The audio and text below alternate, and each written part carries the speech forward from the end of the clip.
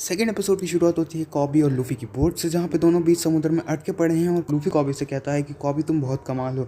इससे पता चलता है कॉबी बोट को नेवी बेस सिटी में ले जा रहा है और लूफी जोर जोर से हंसने लगता है। फिर कॉबी कहता है लूफी, हंसने का वक्त नहीं है, क्या तुम सच्ची में जोरो को हमारी टीम में शामिल करने वाले हो? तो लूफी बोलता है हाँ क्यों नहीं, मैं उसे अपनी टीम में ज़रूर शामिल करूँगा। फिर कॉबी बोलता है कि तुम पागल मत बनो, वो दुनिया का सबसे खतरनाक तलवारबाज है, लोग उसे पायरेट हंटर बोलते हैं, वो इंसान के रूप में एक हैवान है। इसके बाद पता चलता है एपिसोड का नाम है enter the great swordsman pirate hunter Roronoa Zoro. इसके बाद लूफी और कॉबी पहुंच चुके हैं नेवी बेस सिटी में। कॉबी लूफी से एक और बार पूछता है क्या तुम जोरो को सच्ची में हमारी टीम में शामिल करने वाले हो?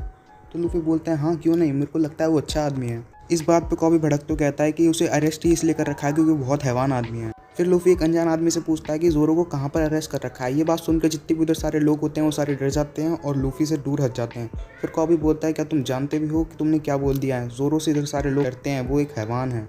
फिर कॉबी बोलता है हमें डरने की कोई ज़रूरत नहीं है क्योंकि कैप्टन मॉर्गन उस बेस के लीडर हैं। कैप्टन मॉर्गन का नाम सुनते ही जितने सारे लोग हैं वो और ज़्यादा डर जाते हैं और दूर हट जाते हैं। फिर कॉबी लूफी से बोलता है ये सब लोग कैप्टन मॉर्गन के नाम से क्यों डर रहे हैं, वो तो एक बेस के लीडर हैं।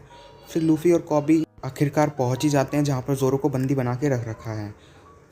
गेट को पार करते ही लूफी एक दीवार पर चढ़ के जोरो को देखने की कोशिश करता है और कॉबी भी फिर उस दीवार पर चढ़ जाता है। दोनों एक दीवार पर चढ़ जाता है। फिर वो देखते हैं कि सामने एक आदमी बंधा हुआ खड़ा हुआ है और वो आदमी और कोई नहीं जोरो ही होता है। और फिर लूफी बोलता है क्या हम इसके हाथ पैर ये सब खोल देंगे तो फिर ये आज़ाद हो जाएगा? फिर कॉबी बोलता है कि तुम पागल हो, वो एक हैवान है, उसके हाथ पैर खोलना सही नहीं होगा। कॉबी बोलता है वो खुलते ही तुम्हें जान से मार देगा। फिर लूफी बोलता है वो मेरे को नहीं मार पाएगा, मैं उससे ज़्यादा ताकतवर हूँ। जोरो सब ये सुना और देख रहा होता है और बोलता है कमीनो तुम यहाँ से चले जाओ। इतने में एक छोटी सी बच्ची उस दीवार पर आ जाती है और लूफी और कॉबी उसे देखते रह जाते हैं। वो बच्ची दीवार कूद के जोरो के पास भगती चली जाती है।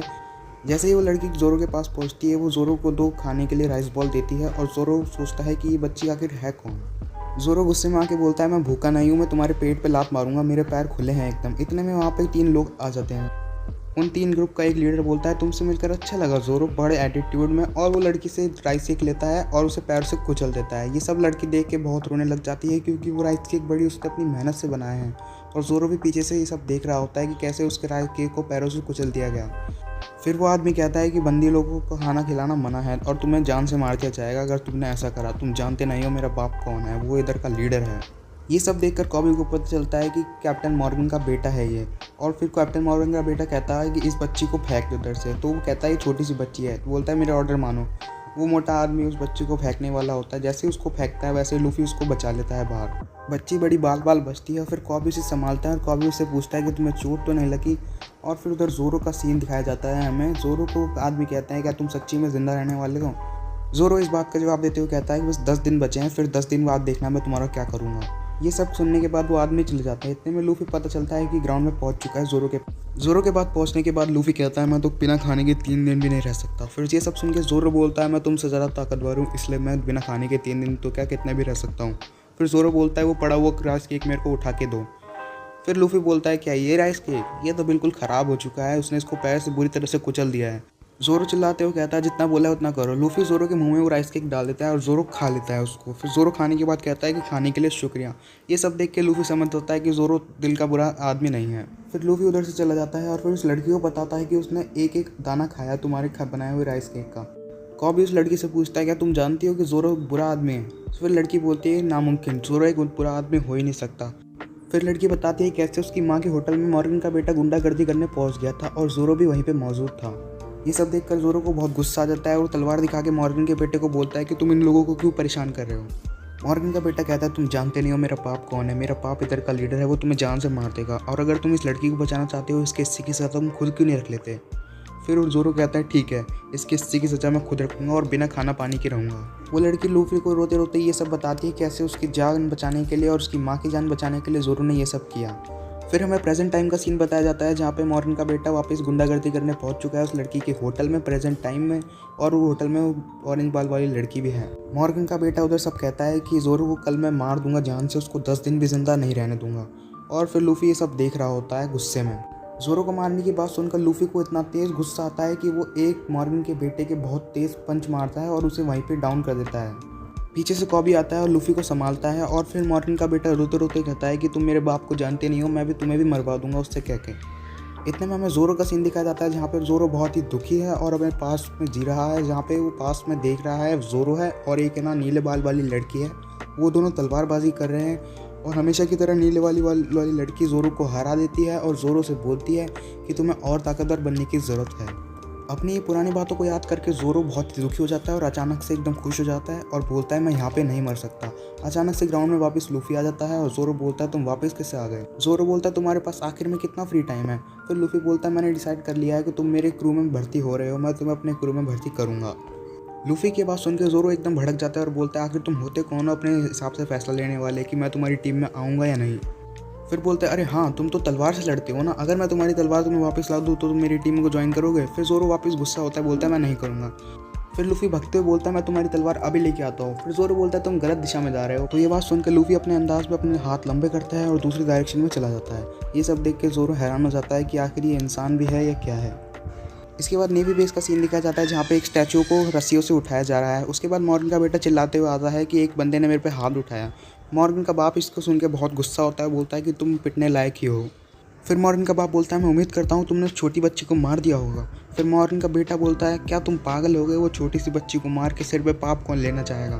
फिर मॉर्गन का बाप अपने सैनिकों को ऑर्डर देता है और बोलता है वो छोटी सी बच्ची को जल्दी से मार के आओ। फिर लूफी को दिखाया जाता है जो जोरो की तलवार ढूंढते ढूंढते यहाँ तक पहुँच गया। लूफी अपने हाथ लंबे करता है और बेस की छत पे पहुँचा देता है। लूफी फिर गम गम करता है और थोड़ा ज़्यादा जोर लगा देता है, इसलिए वो हवा में उड़ जाता है।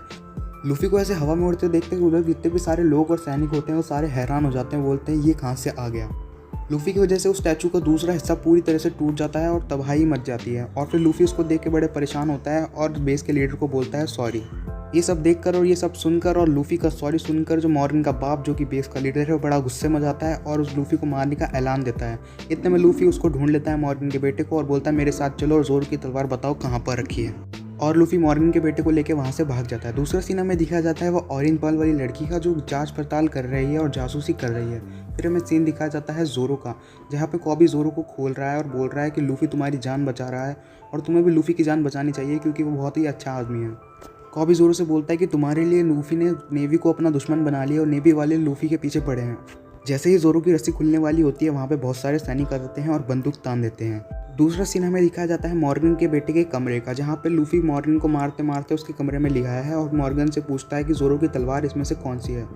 इतने में हमें दूसरा सीन दिखाया जाता है जहाँ की सैनिक अभी भी जोरो पे बंदूकें तान के खड़े हैं और जोरो और कॉबी बड़ी मुश्किल से उधर बच भी नहीं पा रहे हैं। और फिर मॉर्गन भी वहाँ पे आ जाता है।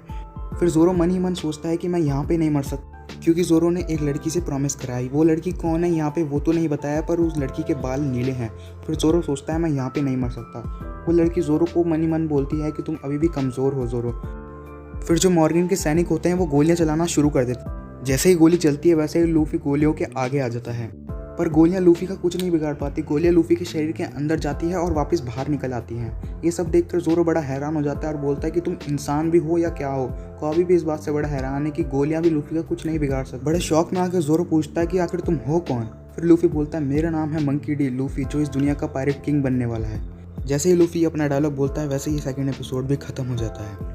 जाते जाते इस वीडियो पे एक लाइक दे जाना जिससे मेरे को अच्छा लगेगा। अगर आपको वीडियो में कुछ इंप्रूवमेंट करवानी है अगली बार से तो कमेंट सेक्शन में आप बता सकते हैं। और अगर आपने मेरे चैनल को सब्सक्राइब नहीं किया है तो आप आराम से कर सकते हैं 2-3 एपिसोड देखने के बाद। तब तक के लिए बाय।